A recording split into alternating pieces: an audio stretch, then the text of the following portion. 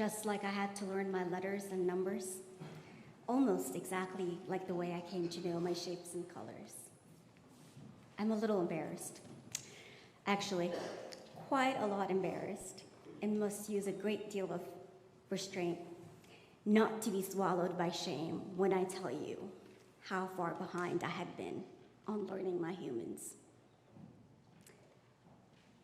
Until a couple of years ago, I actually walked around very confident that I had a great insight into how my fellow humans functioned. I thought I had a good grasp on understanding what people thought, how they felt, what they wanted and needed. I didn't stop there, especially for those closest to me. I usually had a couple of theories lying around to explain their whys, and I usually was quite confident about it. I would be cringing a little less now if that's where I stopped, but no, there was more. I also believed that I knew exactly what was best for them and what they needed to do next, after that next, and a few more next after that.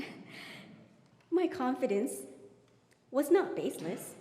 I did put in the work, a lifetime spent carefully observing and analyzing my fellow humans ought to have counted for something. But there was a fundamental flaw in my process, unknown to me. I had faulty data that was corrupted, distorted, and infected with background noise, data that had led me to a false sense of accuracy and a false conclusion. This also meant that I really did not have a good grasp on how this world functioned, though I had assumed I was proficient in this area as well, since I had a varying range of life experiences, along with a natural curiosity and hunger for knowledge. That is where life found me in the months leading to my 40th birthday, tightly wrapped in my faulty sense of accuracy about my understandings of myself, others, in life, while feeling like a helpless, lost child, patiently waiting for the years to pass in order to earn a place in that promised land of adulthood where empowerment and freedom awaited. But now, faced with an undeniable proof of the time having passed, without the promised reliefs of adulthood in sight, this was the opening that unraveled me and pierced through my basic assumptions. It started with myself. I clearly remember the day my therapist said, "So you were the compliant one," after I shared an event from my childhood. What? What was she talking about? No, I was the rebellious one. I wasn't a yes person. I had my own mind. Remember all those times I got in trouble? Like the time I shaved the back of my head without permission in 7th grade? What about the countless times and ways I was told I was difficult?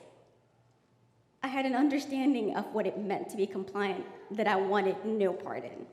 I argued with my therapist until I clearly came to see my misconceptions and began to understand myself, my actions, and my relationships in a new light. This new light was harsh. It forced me to see how much I did not actually know my humans, not even the ones I had carefully observed and studied for decades close up. This new light exposed me to the existence of a frightening darkness that humans can harbor within. For me, this face-off with the darkness came when I learned to recognize the toxic dynamics in my primary relationships. I had been suffering through a horrifying experience which had a name, a formula, and had been carefully and intentionally designed all along. The person whose happiness, comfort, healing, and success I poured my all into was on the other end, squeezing everything out of me while making me feel like I was a tolerable nuisance who needed to work even harder to hold on to the distorted version of love I had grown to accept. And while I cried rivers in pain, there was joy to be found in my suffering. That last part, was the powerful missing piece from my human learning data set. The source of my noisy, corrupted, and distorted data. The reason behind the fundamental flaw in my human understanding process. Since this primary disorienting revelation, I've come to learn so much more about my humans. Many more of my assumptions about human nature have been flipped on their heads. The most difficult part of this journey has been trying to figure out why I was so blind, and also to forgive myself for not having known what I now know much sooner. On days my life feels poetic, I think about one of my new favorite poems, What You Missed That Day You Were Absent from 4th grade, where the writer lists lessons like how to find meaning in pumping gas, how to not to feel lost in the dark, and how to believe the house you wake in is your home, among other key life lessons that were covered that day. I tell myself, that's it. That's what happened. I must have missed that all-important day my peers learned about their humans.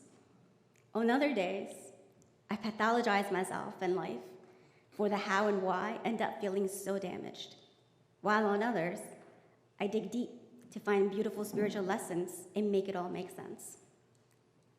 But no matter how deep I study it all, no matter how many insightful explanations I can come up with, I am unable to erase my new awareness and its implications. Can I still remain the open person I believe myself to be? Can I hold on to my core values of empathy and care? And most importantly, can I continue to love humanity the way I used to? Though I may waver slightly at times, I do know the answer. I am determined to find a way.